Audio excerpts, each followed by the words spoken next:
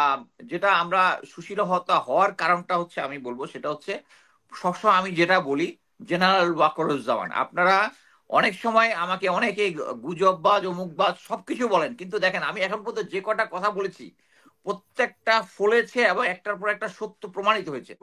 Speaker ছিল শিরিন শারমিন। শিরিন শারমিন চৌধুরী। হ্যাঁ, এটার জন্য উনি গিয়েছিল যে সিচুয়েশন কাম ডাউন হলে উনি যাবেন হচ্ছে শেখ হাসিনা এবং ভারতের সাথে মিলে কিভাবে এটা next refine Awami League launch করা। প্রথমেই আমি বলি যে যদি 5ই আগস্টের পরেই যদি এই জিনিসগুলো হতো তাহলে বেটার হতো, আওয়ামী লীগকে নিষিদ্ধ করা হতো। আমরা গণতন্ত্রের কথা বলি, গণতন্ত্র মানে হচ্ছে দেশের অধিকাংশ মানুষ যেটা চায় সেটা। এবং আওয়ামী লীগ গত 16 বছরে অ্যাকচুয়ালি গণতন্ত্রের কোনো কিছুই অবশিষ্ট রাখেনি, স্বৈরাচার হয়েছে, এটা আমাদের সবার চোখের সামনে হয়েছে। এবং তারা যে গুম খুন আগুনে লাশ পোড়ানো অমানবিক নির্যাতন বা দেশ থেকে টাকা পাচার সব করেছে। এবং সবচেয়ে হচ্ছে এই ইউএন থেকে যে রিপোর্টটা এসছে যে মিলিটারি গ্রেড ওয়েপন ব্যবহার করেছে, আহ, প্রায় 1,500-এর মতো লোক হত্যা করেছে, এইটাই তো এনাফ আওয়ামী লীগকে নিষিদ্ধ করার জন্য। এখানের মধ্যে তো কোনো আমি কোনো ক্রাইসিস দেখি না, কারণ তারা আমরা বলতেছি এটা গণতন্ত্র। আপনি যদি এখন আজকে অন্তত অনেকগুলো পেপার পত্রিকা অনলাইন সব জরিপ করেছে যে আওয়ামী লীগ নিষিদ্ধ, কোনোটাতে আমি লোয়েস্ট যেটা দেখেছি হচ্ছে 88% চাই হচ্ছে আওয়ামী লীগ নিষিদ্ধ, মানে সবচেয়ে যেটার মধ্যে ফিগারটা একটু বড় দেখেছি, বাকি আমার চোখে পড়ে। সো এরকম একটা সিচুয়েশনে এটাই তো গণতন্ত্র। আরেকটা জিনিস হুম। হচ্ছে এই গণতন্ত্রের অধিকারটা তাদেরকে আমরা কিভাবে দিব। এখন পর্যন্ত এই তারা এত লোকজন হত্যা গুম করার পরে আওয়ামী লীগের কাউকে দেখেছেন এটার জন্য কোনো সরি ফিল করতে, অনলাইনে কোনো কিছু করতে, যারা দেশে আছে বিদেশে আছে করতে? সো এদেরকে একটা ন্যাচারাল প্রসেসে তারা যখন আহ, এই যে ওই যে তাদের যে আমরা কাউয়া কাদের বলি বিখ্যাত, উনি বলেছিলেন যে যদি হয় মানে মানে ক্ষমতার হয় তাহলে বোধহয় কি লাখখানেক বলেছিলেন যে মারা যাবে। সো আমরা তো এটা করিনি। ইভেন মনে করেন যে আপনারা যদি কোরআনে দেখেন সুলাইমান আলাইহিস সালামের যখন শাসন ছিল তখন রানী বিলকিসকে উনি একটা চিঠি পাঠিয়েছিলেন, তখন রানী বিলকিস এসে বলেছিলেন, উনি নিজে এসে সারেন্ডার করেছেন যে একটা রাজা যখন আরেকটা রাজার উপরে আক্রমণ করে শাসকদের নিগৃহীত করে লাঞ্ছিত করে, মানে এইটাই কিন্তু হচ্ছে গ্রাউন্ড রুল। মানে কোরআনে কিন্তু গ্রাউন্ড রুলই বলা আছে যে গ্রাউন্ড রুল, বাট আমরা কিন্তু ওই গ্রাউন্ড রুলের উপরে উঠে গেছি, আমরা এমন সুশীল হয়েছি। এবং যেটা আমরা সুশীলতা হওয়ার কারণটা হচ্ছে আমি বলবো সেটা হচ্ছে সবসময় আমি যেটা বলি জেনারেল ওয়াকরুজ্জামান আপনারা অনেক সময় আমাকে অনেকে গুজববাজ অমুকবাজ সবকিছু বলেন কিন্তু দেখেন আমি এখন পর্যন্ত যে কটা কথা বলেছি প্রত্যেকটা ফলেছে এবং একটার পর একটা সত্য প্রমাণিত হয়েছে।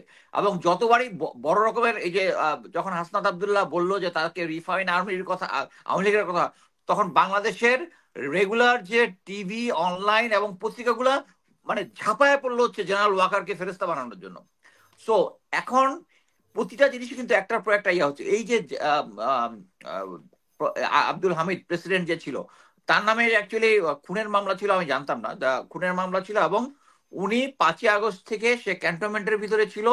এবং ক্যান্টনমেন্টে ছিল হচ্ছে আপনারা যদি আহ, ভিতরে যে ট্রাস্ট ব্যাংকটা আছে সিএসডি আছে ওটার ওখানে যে আবাসিক আছে ওখানের মধ্যে ছিল। এটা আমি 8 তারিখ থেকে জানি, 8 তারিখ থেকে জানি, ওখানে অনেক মিলিটারি অফিসাররা থাকে, ওখান থেকে জানি। সো মানে আমি যদি আটই জানি, আগস্ট থেকে, 8ই আগস্ট থেকে। কারেক্ট কারেক্ট, আমি তখন থেকে যদি জানি তো সরকারের গোয়েন্দা সংস্থাগুলো না জানার কোনো কিছু নাই। আমি নিজে ঢাকার গোয়েন্দা প্রধান ছিলাম এসিউর। সো আমি জানি যে আমি প্রতিটা জিনিস জানতাম, এই সমস্ত বিষয় আমি সো তারা জানতো, জানার পরেও তাদেরকে সেভ করে রেখেছে। রীতা আপা যেটা বললো 826 জন, অনেক কিছু অনেক কিছু। এই যে সবকিছুর পিছনে হচ্ছে রিফাইন আওয়ামী লীগ। এবং রিফাইন আওয়ামী লীগের সম্ভবত যেটা আমরা অ্যাজিউম করতেছি যে বিভিন্ন তথ্য প্রমাণ থেকে যে এই যখন প্ল্যানটা এরকমই ছিল, যখন সিচুয়েশনটা একটু কাম ডাউন হবে তখন রিফাইন আওয়ামী লীগের লিডার যার সম্ভাব্য লিডার আছে, যার মধ্যে একজন হচ্ছে আব্দুল হামিদ, আইভি, ওই যে আহ, সাবের।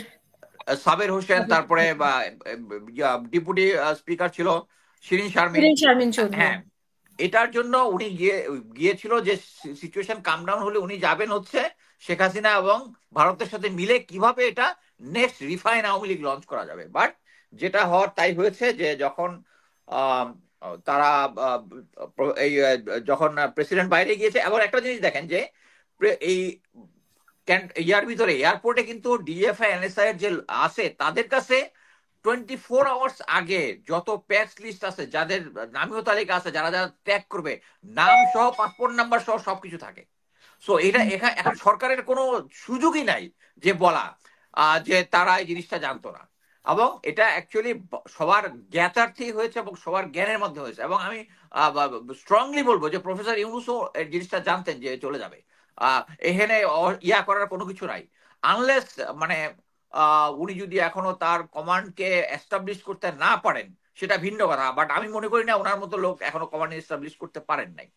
সো এখানে একটা জিনিস দেখেন, আমি আগেও সবাই বলেছি যে এই এই যে আমরা সুশীল কেন হইলাম, কারণ যেদিন 5ই আগস্টের পরে যখন এই যখন এই যে যারা ছাত্র সমন্বয়ক ছিল তাদেরকে মেজর জেনারেল হামিদ এবং জেনারেল ওয়াকার পুরা ডিসিভ করে দিয়েছে, পুরা ডিসিভ করেছে। বলেছিল যে বিএনপি কে তারা নাকি পাঠাবে হচ্ছে বিরোধী দলে, ইসলামী দলগুলোর সাথে সে একটা দল করবে, এবং ইসলামী দলগুলোর সাথে উনি কয়েকটা কনফারেন্স করেছে।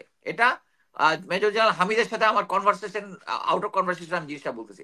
এরকম একটা প্ল্যান করছে। প্ল্যান করার পরে অ্যাকচুয়ালি যখন গ্রাউন্ড রিয়ালিটি দেখলো যে বিএনপির যে গ্রাউন্ডে জনপ্রিয়তার সাথে এটা ম্যাচ করতেছে না, তখনই আবার উনি ইয়া চেঞ্জ করে সাথে সাথে ম্যাডাম খালেদা জিয়ার কাছে চলে গেল ওখানে।